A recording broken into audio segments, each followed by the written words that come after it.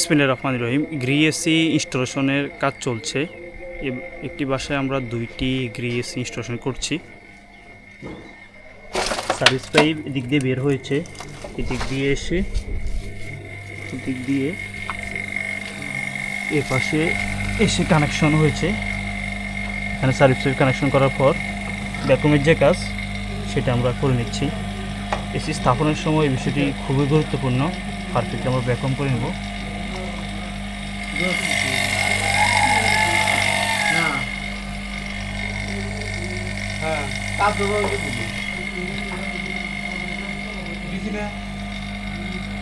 ভ্যাকুমের কাজ সম্পন্ন হয়ে গেলে জয়েন্টে কোনো লিক রয়েছে কিনা এটা ভালোভাবে টেস্ট করে নিতে হবে।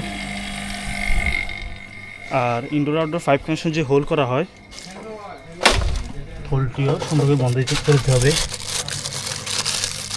আর এখানেও জয়েন্টের এখানে লিক রয়েছে কিনা সেটা ভালোভাবে টেস্ট করে নিব। এখানে আবার সুন্দর করে ইনসুলেশন দিয়ে আবদ্ধ করে দিব।